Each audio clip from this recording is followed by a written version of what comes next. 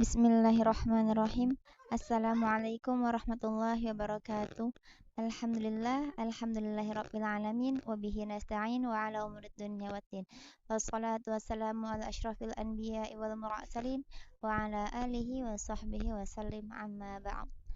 Bismillah, perkenalkan nama saya Dinda Az-Zahra dari Prodi Ilmu Al-Quran dan Tafsir Fakultas Agama Islam Universitas Ibnu Khaldun hendak mengerjakan tugas ujian akhir semester mata kuliah Ulumul Quran yang diampu oleh dosen Al-Ustadz Dr. Anda Kiai Haji Ahmad Alim LCMA.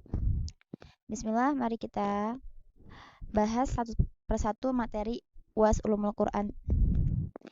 Yang pertama yakni Israiliyat, yang kedua Qasam fil Quran, yang ketiga Al-Qasas fil Quran, yang keempat kaidah pertanyaan dan jawaban dalam Al-Quran, yang kelima metode tafsir tahlili, yang keenam adab Al-Quran, yang ketujuh tafsir dan cara menjadi mufassir, dan yang kedelapan yakni ilmu munasabat. Mari pembahasan yang pertama yakni Israiliyat. Pengertian Israiliyat. Israiliyat arti harfiahnya yakni dari Israel merupakan cerita-cerita yang kerap kali dibawa oleh orang-orang Yahudi yang masuk Islam. Ini berbeda dari hadis yang dipercaya sebagai ucapan, tindakan atau diamnya Nabi Muhammad. Secara bahasa, Israiliyat asal katanya Israel merupakan nama lain Nabi Yakub bin Ishak bin Ibrahim alaihi salam. Hukum asalnya Israiliyat, hukumnya itu tawakuf, yakni menahan diri atau berdiam diri terhadap perkara yang belum diketahui dalilnya atau terhadap perkara yang tidak dapat dipahaminya. Tidak membenarkan dan tidak mendustakan. Klasifikasi Israiliyat terbagi menjadi 3. Yang pertama yakni ada makbul. Makbul itu artinya yang riwayatnya itu sahih. Contohnya seperti kisah seorang pelacur yang memberi minum seekor anjing. Yang kedua ada contohnya Nabi Daud mandi, di belakangnya ada belalang emas. Lalu Nabi Daud berdoa dan berzikir agar tidak tergoda dengan harta.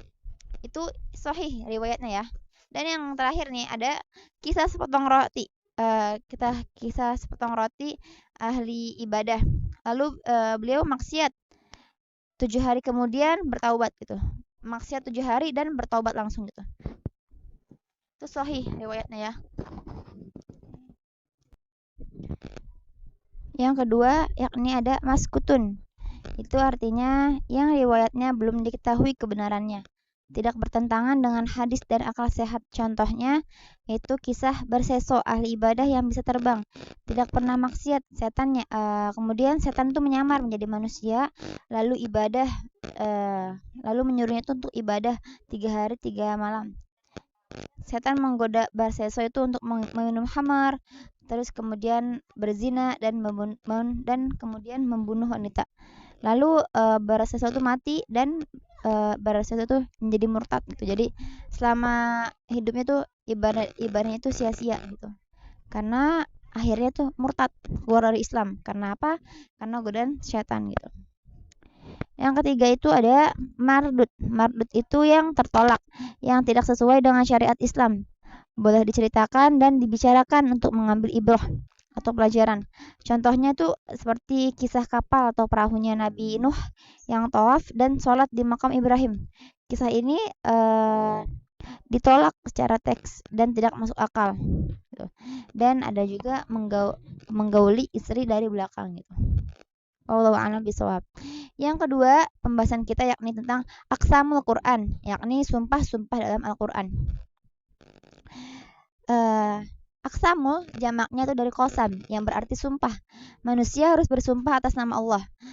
Tetapi kalau Allah bersumpah itu bebas gitu, atas nama zatnya sendiri ataupun nama makhluknya gitu. Contohnya gini ya, teman-teman.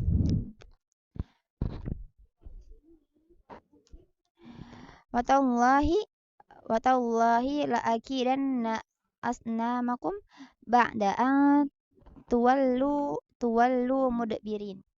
Demi Allah, sesungguhnya aku akan melakukan tipu daya terhadap berhala-berhalamu sesudah kamu pergi meninggalkannya. Kita harus bersumpah dengan watallah, tallahi, wallahi, billahi itu. 3 huruf qasam ya. Ta, waw, dan ba. Tingkatan interaksi dengan mukhatab itu yang pertama al-ibtidai, itu pemula, tidak butuh penguatan. Yang kedua al-qalabi, itu ragu-ragu, butuh penguatan untuk berinteraksi. Yang ketiga al-kari, yaitu tidak percaya sama sekali, dan dia itu butuh penguatan secara bahasa. Qasam untuk menguatkan sesuatu, kapan untuk menghindari al-qalabi dan al-inkari. Allah bersumpah dengan ayat kauniyah. Klasifikasi qasam. Yang pertama, Allah bersumpah atas nama zatnya tentang kebangkitan orang kafir. Itu ada di surat At-Taghabun ayat 7. Zaman ladzina kafaru allai yub'atsu qul bala wa rabbi latub'atsunna thumma latunabba'unna bima 'amiltum wa dzalika 'ala Allah yasir. Orang-orang yang kafir mengatakan bahwa mereka sekali-sekali tidak akan dibangkitkan. Katakanlah, memang demi Tuhanku benar-benar kamu akan dibangkitkan, kemudian akan diberitakan kepadamu apa yang telah kamu kerjakan. Yang demikian itu adalah mudah bagi Allah.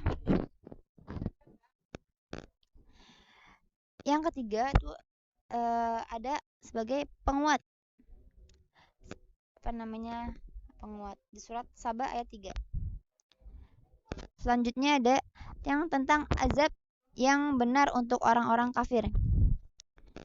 Contohnya ada di surat Yunus ayat 53. Wa yastanbi'unaka ahaqqun hu qul i wa rabbi innahu lahaq wa ma antum bimu'jizin.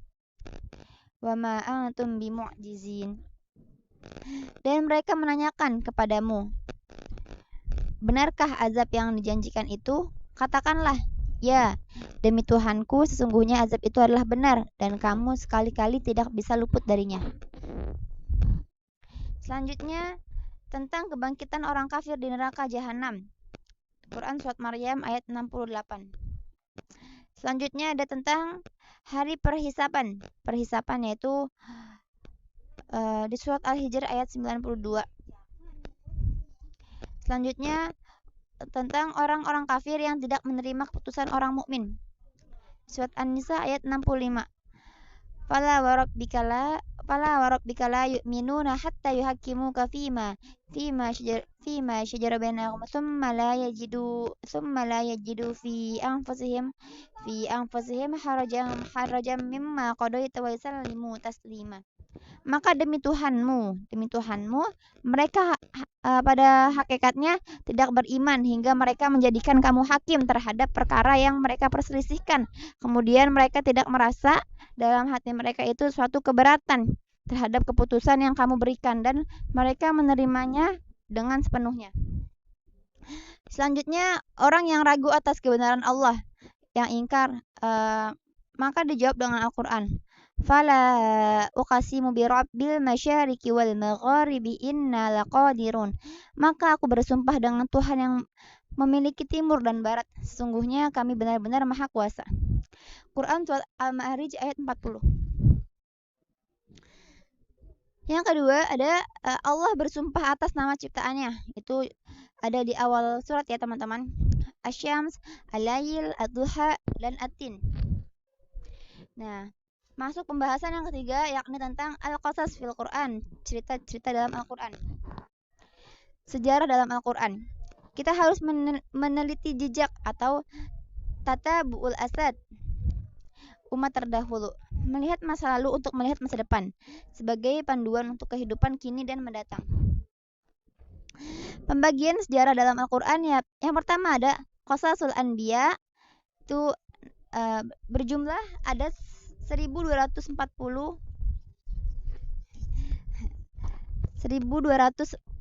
nabi dan 313 rasul.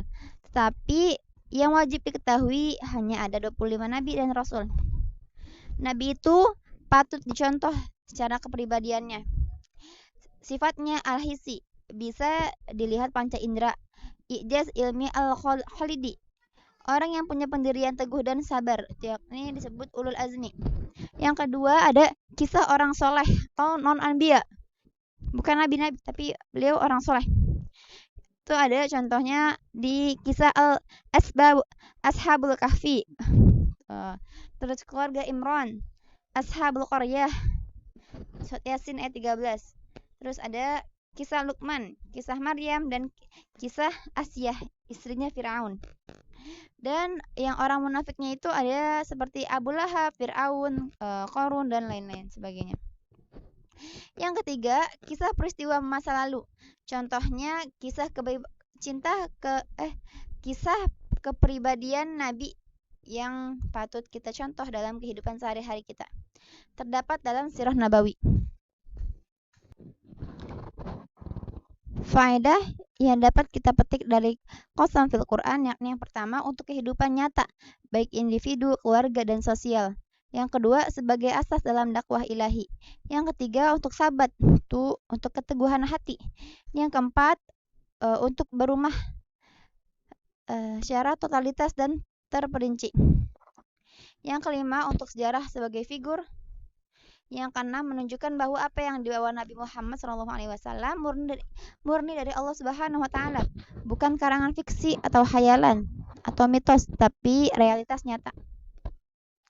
Pembahasan yang keempat yakni tentang kaidah pertanyaan dan jawaban dalam Al-Qur'an. Salah satu metode yang diajarkan oleh Allah dalam mendidik umat ini adalah metode pertanyaan yang sekaligus dengan jawabannya. Di dalam Al-Quran banyak sekali ayat-ayat tentang pertanyaan, baik sebagai respon atau wahyu terhadap peristiwa yang terjadi di tengah-tengah umat Nabi yang kemudian dijadikan pelajaran bagi umat masa kini atau mendatang. Ayat yang mengandung pertanyaan dan jawaban yang ada di dalam Al-Quran, salah satunya contohnya yaitu ada di surat Al-Baqarah ayat 189 ya teman-teman. Bismillahirrahmanirrahim. Mereka bertanya kepadamu Muhammad tentang bulan sabit. Katakanlah itu adalah petunjuk waktu bagi manusia dan ibadah hati, dan bukanlah suatu kebajikan masuki rumah dari atasnya. Tapi kebajikan adalah kebajikan orang yang bertakwa. Masukilah rumah-rumah dari pintu-pintunya dan bertakwalah kepada Allah agar kamu beruntung. Al-Baqarah ayat 189. Yang mana saat itu Nabi ditanya tentang hilal. Apa makna dan tujuan wujudnya hilal? Maka pertanyaan dan jawaban tentang hilal tersebut diabadikan dalam Al-Quran surat Al-Baqarah ayat 189. Hikmah yang bisa diambil dari ayat ini bahwasanya hilal itu bisa menjadi patokan pelaksanaan ibadah manusia, seperti kapan manusia biasanya haji.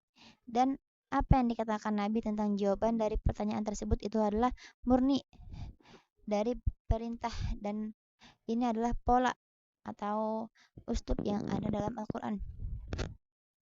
Dan juga pertanyaan yang ada dalam Al-Quran berbentuk dialog antara Allah dan Rasulnya. Contohnya itu dialog antara Allah dan Nabi Musa.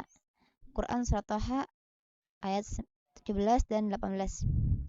Wama tilka biyaminika ya Musa. Dan apakah yang ada di tangan kananmu wahai Musa? Pertanyaan dan jawaban Al-Quran itu menandakan bahwa Allah Maha Tahu dan Maha Bijak. Ayat-ayat bicara tentang pertanyaan dan jawaban bisa kita jadikan metode untuk mendidik sehingga umat menjadi metode pendidikan yang sangat efektif.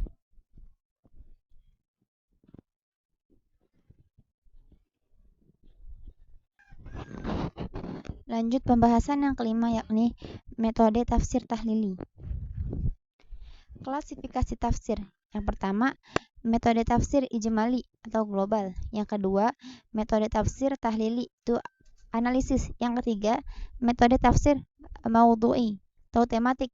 Yang keempat, metode tafsir muqarrin. Muqarrin itu perbandingan.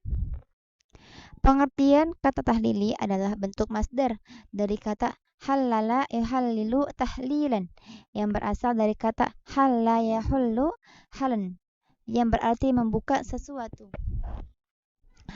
Tidak ada sesuatu pun yang tertutup darinya. Dari sini dapat dipahami bahwa arti kata tahlil berarti membuka sesuatu yang tertutup atau yang terikat dengan mengikat sesuatu yang berserakan agar tidak terlepas atau tercecer. Metode tafsir tahlili adalah cara menafsirkan Al-Quran dengan mengurai dan menganalisa ayat Al-Quran secara berurutan sesuai tertib mushaf dengan membahas segala makna dan aspek yang terkandung di dalamnya. Pola penafsiran yang diterapkan para musafir yang menggunakan metode tahlili berusaha menjelaskan makna yang terkandung dalam ayat-ayat Al-Quran secara menyeluruh, baik yang berbentuk al-ma'sur atau ar-ra'i. Dalam menggunakan metode penafsiran tahlili, terdapat langkah-langkah penafsiran yang pada umumnya digunakan, yaitu yang pertama, menerangkan maki dan madani di awal surat. Yang kedua, menerangkan asbabun nuzul jika ada. Yang ketiga, menerangkan arti mufradat kosakata, termasuk di dalamnya kajian bahasa yang mencangkup i'rab dan balaghah. Yang selanjutnya, menerangkan unsur-unsur fasahah, bayan, dan ijaznya. Selanjutnya, memaparkan kandungan ayat secara umum dan maksudnya. Yang selanjutnya, menjelaskan hukum yang dapat digali dari ayat yang dibahas. Sistematika metode tafsir tahlili adalah salah satu metode tafsir yang sistematis karena kandungan Al-Quran dijelaskan berdasarkan urutan ayat-ayat di dalam mushaf yang ditinjau dari berbagai aspeknya, meliputi mufradat ayat, munasabah ayat, yaitu melihat hubungan antara ayat sebelum dan sudahnya, sebab turun ayat, maka makna ayat secara global, tinjauan hukum yang terkandung dan tambahan penjelasan tentang qiraat, i'rab, dan keistimewaan susunan kata-kata pada ayat-ayat yang ditafsirkan serta diperkaya dengan pendapat Imam Mahzab. Ciri-ciri metode tahlili. Yang pertama, mengemukakan munasabah kolerasi antara ayat atau surat.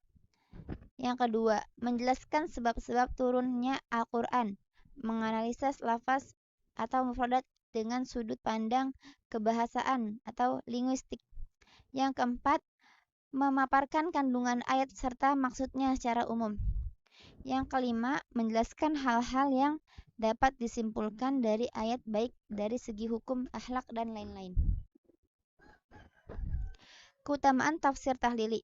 Yang pertama, dapat mengetahui dengan mudah tafsir suatu surat atau ayat karena susunan tertib ayat atau surat mengikuti susunan sebagaimana terdapat dalam mushaf.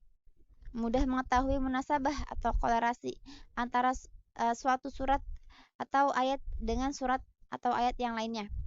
Yang ketiga, memungkinkan untuk dapat memberikan penafsiran pada semua ayat, meskipun inti penafsiran ayat yang satu merupakan pengulangan dari ayat yang lain, jika ayat-ayat yang ditafsirkan sama atau hampir sama.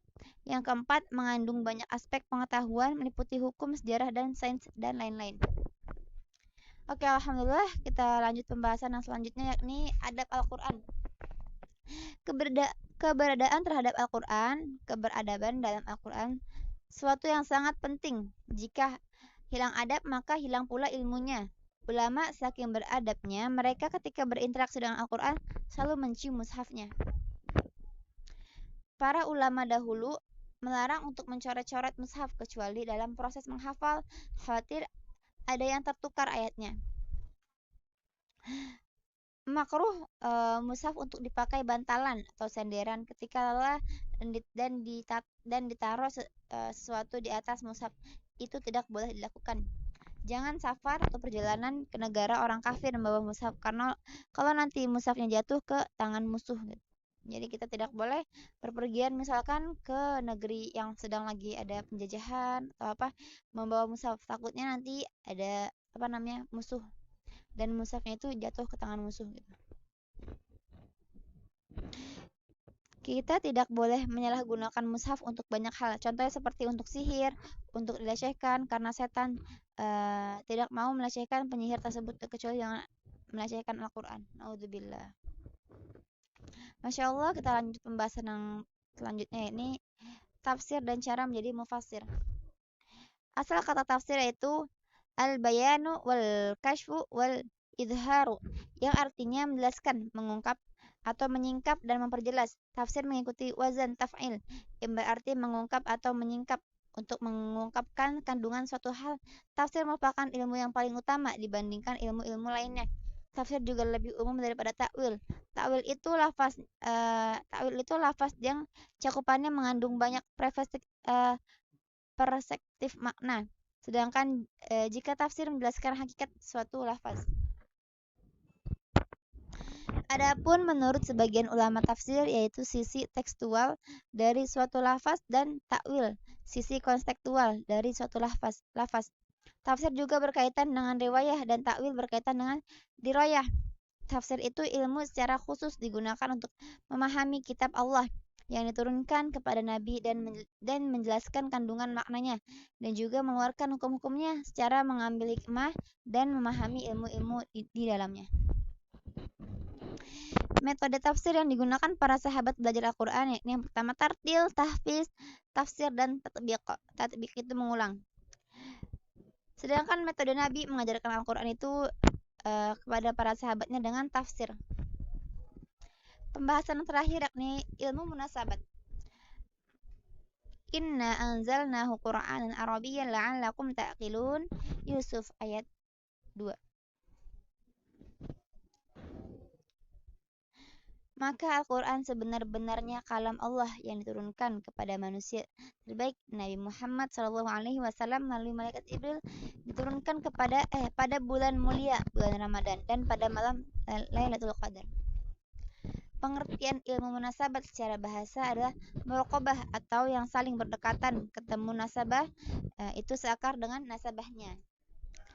Ilmu munasabat secara istilah adalah ilmu yang secara khusus dalam ulumul Quran untuk mengetahui kolerasi atau hubungan antara satu ayat dengan ayat lainnya atau satu surat dengan surat lainnya yang ada di dalam Al-Quran, sehingga tersusun dalam satu kesatuan yang utuh sehingga tidak terpisah-pisah seperti nasab dan keterkaitan dalam adanya hubungan. Tujuan adanya ilmu munasabat yakni kita ingin menguatkan suatu ayat yang dibahas dengan ayat berikutnya atau ayat sebelumnya, sehingga susunan makna itu serasi dan teratur secara komprehensif. Beberapa contoh ayat-ayat atau surat-surat yang saling terikat atau berhubungan antara yang satu dengan yang lainnya, senasab antara satu dengan yang lainnya, contohnya surat Al-Ma'un dan surat Al-Kautsar. Kita lihat dari sisi munasabatnya, bagaimana ada hubungan antara surat Al-Ma'un dengan surat Al-Kautsar, satu nasab. Jadi surat Al-Ma'un dan Al-Kautsar itu dua surat ini memiliki hubungan yang erat. Perhatikan setelah Allah menyebutkan 4 sifat orang munafik terdapat dalam surat Al-Ma'un. Yang pertama yakni ada bakhil, tidak mau berkorban kepada anak yatim, pamer dalam sholatnya, dan riya atau suka pamer, ya sama saja. Ini di surat Al-Ma'un menggambarkan orang-orang kafiran, sedangkan di surat Al-Kautsar menggambarkan orang-orang mukmin. Makanya satu komparatif. Makanya dalam surat Al-Kautsar Allah Subhanahu wa taala menceritakan bagaimana deskripsi sifat karakter dan orang mukmin sejati, di situ lawannya dari munafik. Jadi oleh karena itu al-munasabat itu artinya adalah musakalah dan muraqabah. Jadi artinya satu bentuk dan satu kerabat, satu nasab, dan yang saling berhubungan antara ayat-ayat dengan surat-surat itu sangat indah sekali. Di sini ada munasabat artinya saling bersambung. Bersambung secara bahasa adalah saling mendekat. Secara bahasa ada 4, yakni yang pertama intisal, yang kedua muraqabah, yang ketiga mumasalah, dan yang keempat musyakalah. Cara untuk memunasabat ayat, yang pertama kita harus melihat tujuan ayat. Yang kedua melihat uraian ayat-ayat yang tujuannya itu, yang tujuh. Contohnya surat Al-Kahfi yang berkaitan dengan anak muda, yang dimana difitnah oleh para razim pemerintah dan anak muda menginginkan menyelamatkan agamanya. Terus ada lagi ujian harta. Ujian harta yang selanjutnya Nabi Musa dan Nabi Khidir, itu juga ujian harta termasuknya. Yang selanjutnya ada ujian jabatan atau kekuasaan. Masya Allah, alhamdulillah, pembahasan kita sampai di sini teman-teman. Mohon maaf bila banyak kesalahan, karena saya manusia biasa. Mungkin yang sempurna hanyalah Allah Subhanahu wa taala. Kurang lebihnya mohon maaf sekali lagi. Kita tutup dengan baca doa kafaratul majlis. Subhanaka Allahumma bihamdika asyhadu an la ilaha illa anta astaghfiruka wa atubu ilaik. Wassalamualaikum warahmatullahi wabarakatuh.